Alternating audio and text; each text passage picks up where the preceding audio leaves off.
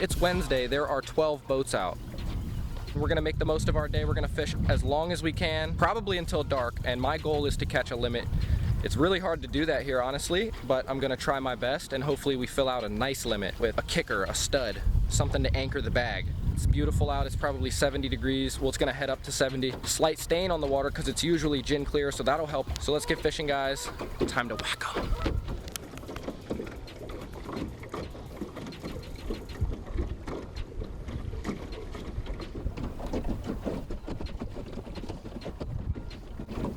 So that was kind of funny. I just had an interesting encounter.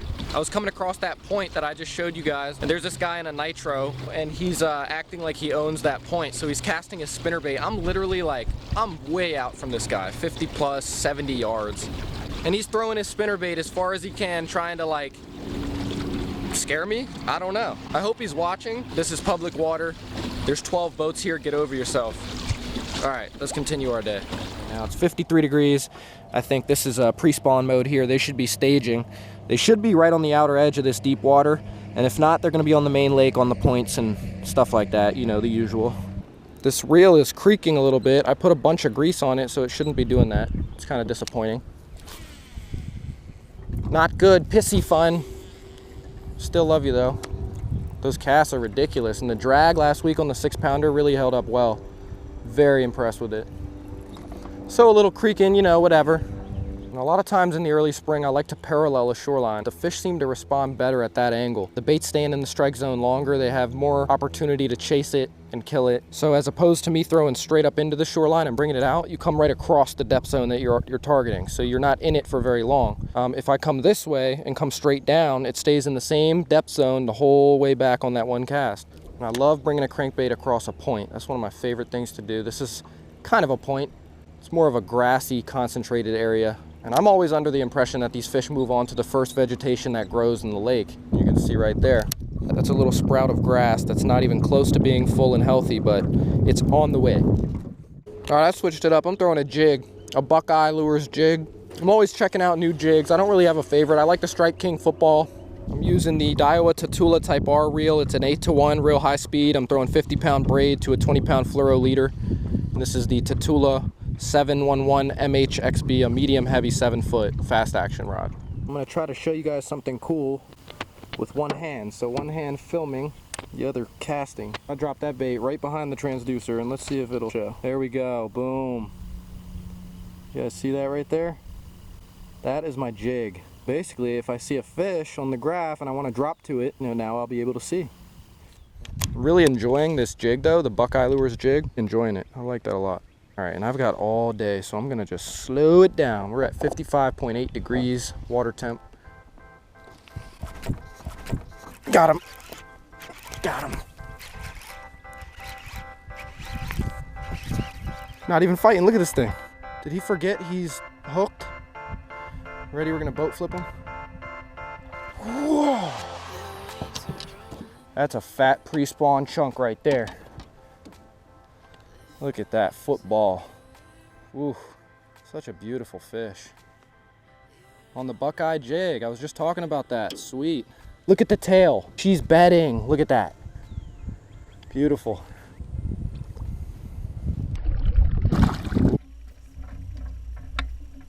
Fanning away, ready to lay some eggs. I think if I would have gone over that fish, he wouldn't have touched this jig. A definite key to fishing pressure deep and clear lakes is long casts. So whatever you can do to get a longer cast out of your setup, do so. A long cast makes all the difference. All right, we're gonna switch over to the custom crank again. That's usually how I do it. If I don't get hit on a jig, I'll switch up to something that I can get a reaction strike out of.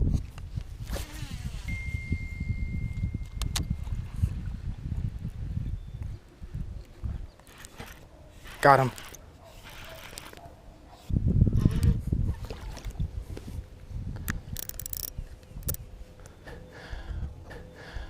Oh man, he's barely hooked. Come here.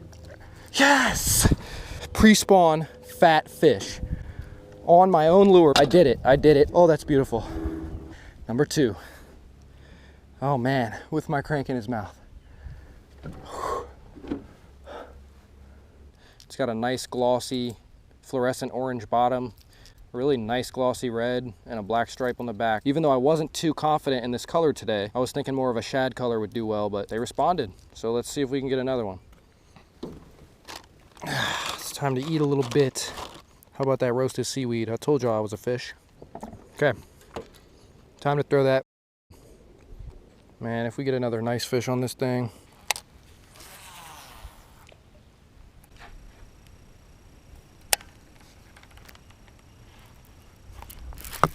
Got him. Got him. Oh my God. That is amazing. Loosen this drag.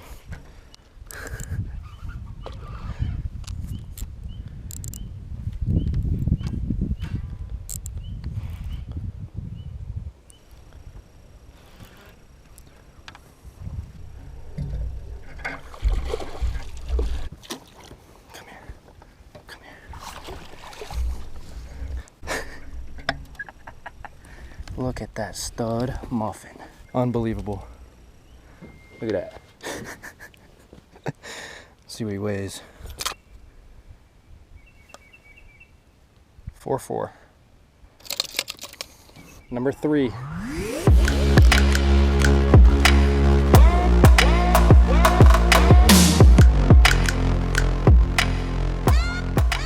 That was amazing. Like, that was just like right on time, right on cue. I just had to retie. Lost that really nice Buckeye Lures football jig. So I'm going with something really, really similar. Come on, give me another one. Give me another one. And these fish, man, just such a beautiful game we play out here. Trying to figure out what these fish want, when they want it, where they want it. Oh, that's a, there we go. There we go. Golly. Oh, he's a black spotted one. Whoa. Oh man, that's number 4. Let's see what he weighs. I should have weighed those first 2 fish. That was stupid of me. 110. We're up around, probably around 14 right now. That guy had some chartreuse claws. There's chartreuse in the skirt and purple. The crankbait, they were hitting the red one, so go figure. I think they're just eating today, honestly. See you, buddy. Bye-bye. 4.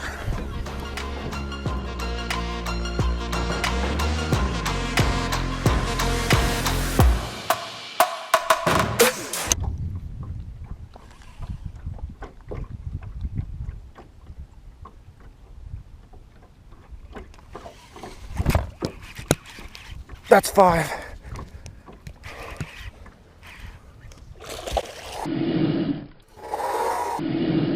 Oh, he came off. He came off.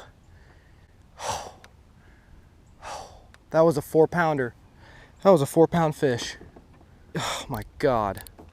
I knew that fish was coming, man. God. I knew that fish was coming. And I was messing with the drag. He didn't have enough tension on him. That was a big fish, man. That was a lively fish.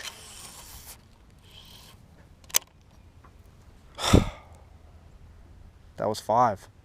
That was 5. I've had a good day. That would have made it a great day. Calm down. Fish it out. Fish it out.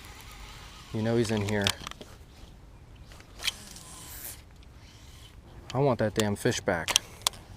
I want that fish really, really bad. Whew, got me shaking, baby. Come on, one more.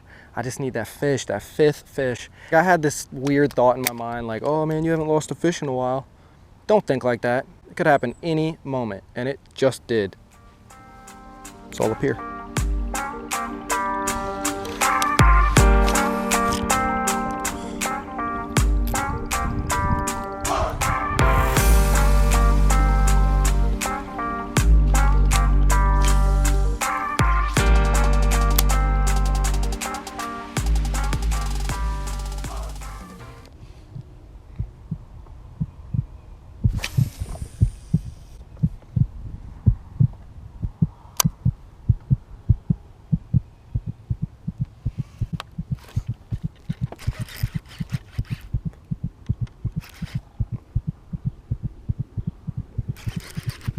Oh, he's stuck in the freaking tree. Come on. Come out of there. Yes!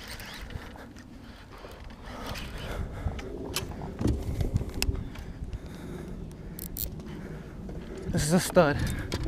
Come here. Come here, mama. Yes! Oh my God. Oh my God. So many emotions are running through me right now. Look at this pig. He's bigger than the last one.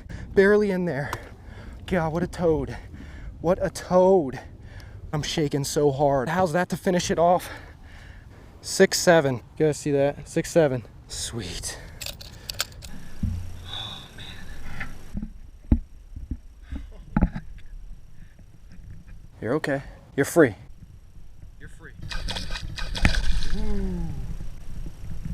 I was just extremely mad that I missed my 5th fish, the fish to fill out the limit today. I was mad as hell, but I said I want it bad. I said I want it really, really bad. I stayed right in that area because I knew that's where the fish were.